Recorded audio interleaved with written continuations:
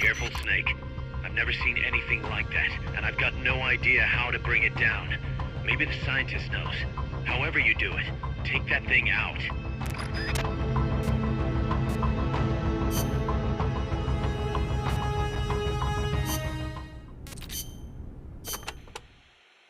Pass. What was the government thinking, building a power plant at the top of a mountain? With no river to replenish the water, the lake would dry up pretty quick. If it were an ordinary power plant, but the plan called for a pumped storage power plant.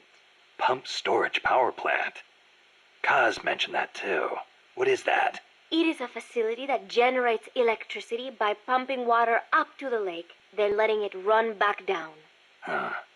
Seems Sisyphean to me. If they turned the water into electricity as soon as they had pumped it up, sure.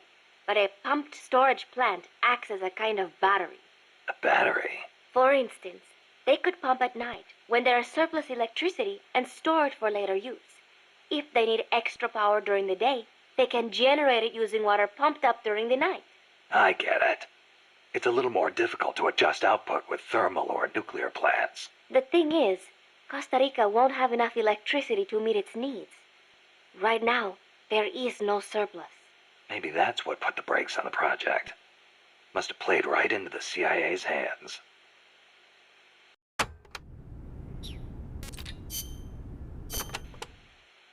Watch out!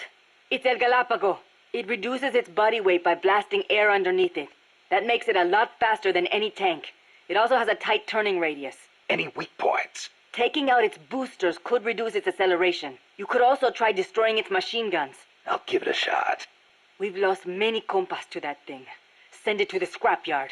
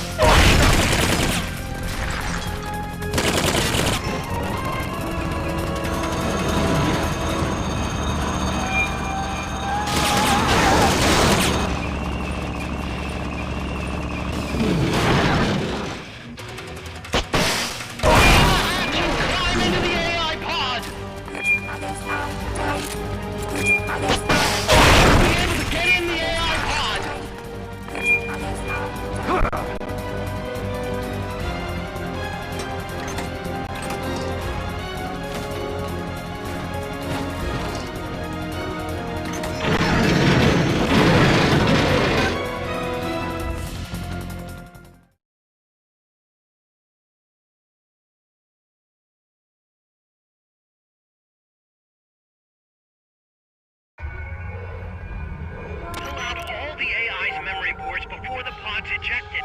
The black memory boards are locked. Go after the boards with icons over them.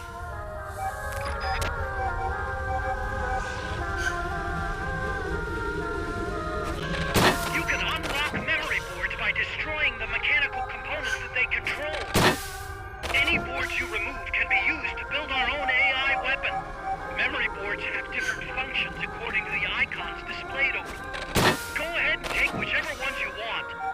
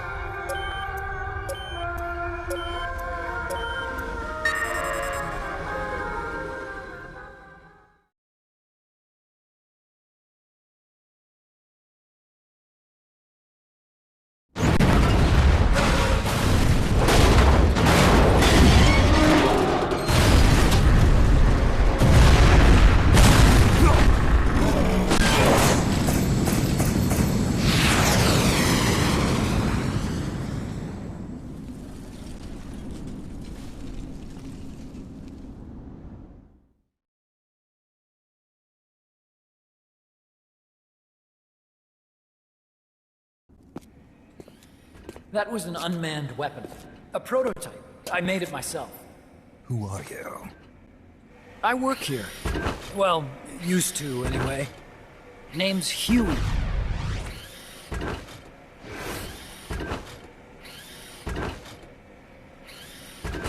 And who might you be?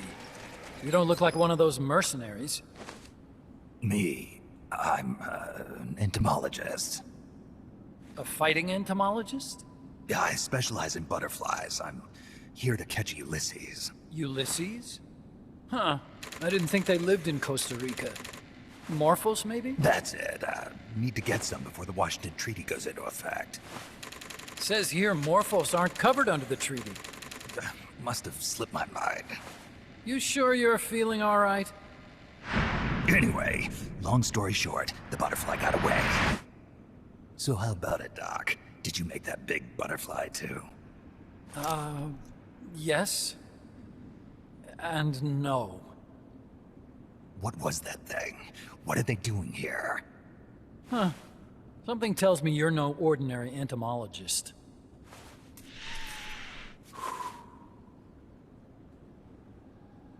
The nukes were loaded on that machine. The project's entering its final phase. Project? That's right. The thermonuclear warheads they brought in, the bases scattered throughout Costa Rica, the mercenaries, the AI weapons, the research we were conducting here. It's all for this. We used this facility to develop unmanned weapons. Unmanned? Robots. The one you just fought was a pupa. There's also a flying type called Chrysalis and a treaded type, the Cocoon. Motor control, target detection, tracking, attack, capture, and transport functions are all controlled by an electronic brain. There's no need for a human pilot. They can only follow simple commands, though. Why build them here? For the CIA. They invited me here a year ago. That's who that guy was. The CIA's station chief for Central America. Goes by the name of Hot Coldman. Apparently he was some sort of hero back at the height of the Cold War. He's the one running the show. We called it the Peace Walker Project. Peace Walker. They're going to deploy a new type of nuclear weapon along the Caribbean coast of Latin America. A mobile, unmanned nuclear platform. Unmanned nuclear platform? A failed deadly system that can automatically move into position and launch a retaliatory nuclear strike. It can move on its own, and stealth shields it from radar and satellite detection, drastically reducing the risk of it being destroyed in a preemptive strike. And this is the new deterrent? Supposed to be.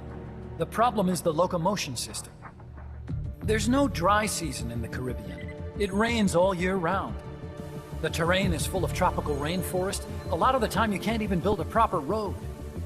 So I went back to where it all started. What's that? Legs. Walking power.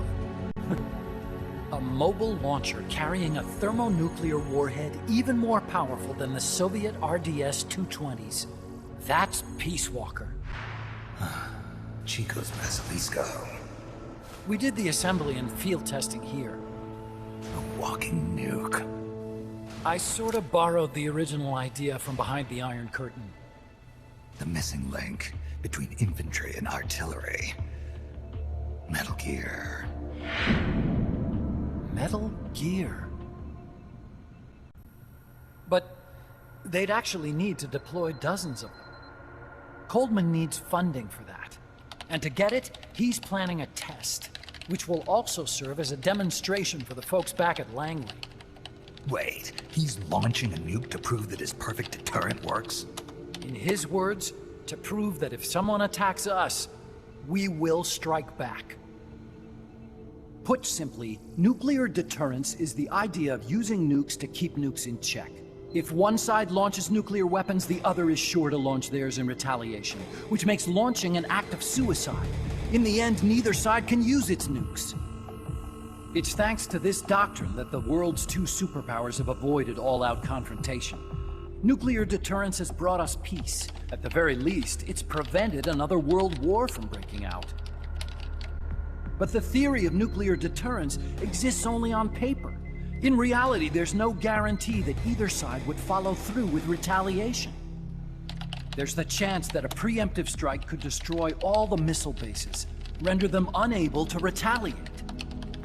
But the biggest flaw in the theory is that the decision to retaliate has to be made by human beings. Let me give you a real-world example. Let's say Country X launches first against Country Y. If the people in charge of Country Y are like you and me, they're not going to be able to retaliate, knowing that they're effectively ending all human life. So then the weak link in nuclear deterrence theory is the uncertainty of retaliation. Bingo.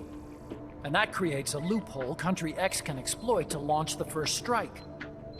Which is why we designed the system to be unmanned. With Peace Walker, retaliation is certain. It chooses the appropriate target and launches a retaliatory nuclear strike every time, without needing human input to make the call. Launching a nuclear strike against Peace Walker is tantamount to pushing the launch button against yourself. It closes the loophole in nuclear deterrence theory, rendering our friends in Country X completely unable to launch. What Coldman is saying is that to achieve this goal, we need to demonstrate that retaliation will be carried out by a machine. He will launch his nuke. And then his version of deterrence will be complete. And you believe him? I believe in peace through nuclear deterrence. Why? My father worked on the Manhattan Project. He put his whole life into that research.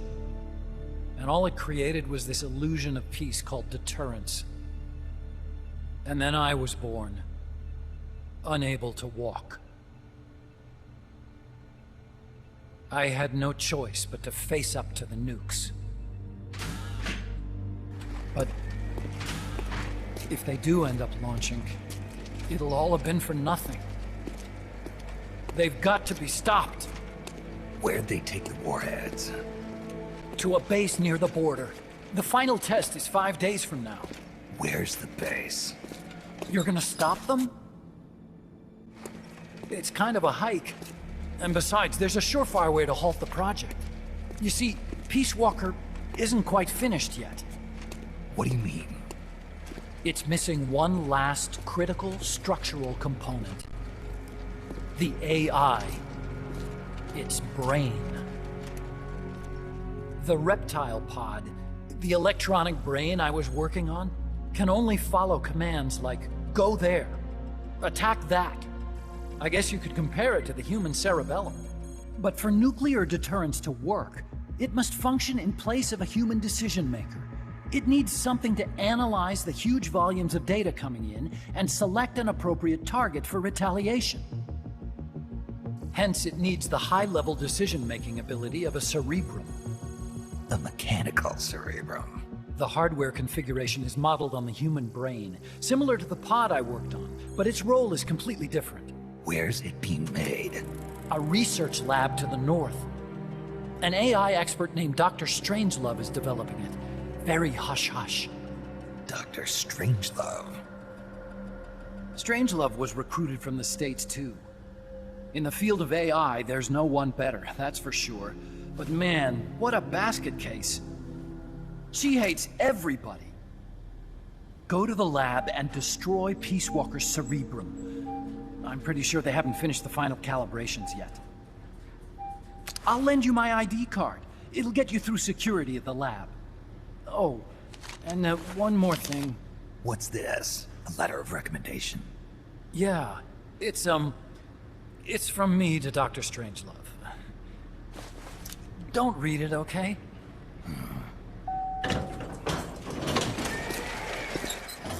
So what will you do now? I'm done with science. At this rate, I'm probably already halfway to hell anyway. Not so fast. Why not join us? Our place is outer heaven. You'd fit right in. Outer heaven? Yeah. I'm probably better suited to something like that than this paradise. Good. You get a free balloon trip for signing up. Enjoy it. You'll feel like a butterfly. You're an agent, right? Who do you work for? Me? I was a Cold War tool, same as you. Now I'm not so useful anymore, so they cut me loose. I don't answer to anyone. Call me Snake. Snake. That name seems familiar somehow. That's probably just deja vu. You see that there? Beyond the cloud forest? See those ruins? Yeah. That's where you'll find Dr. Strangelove's lab.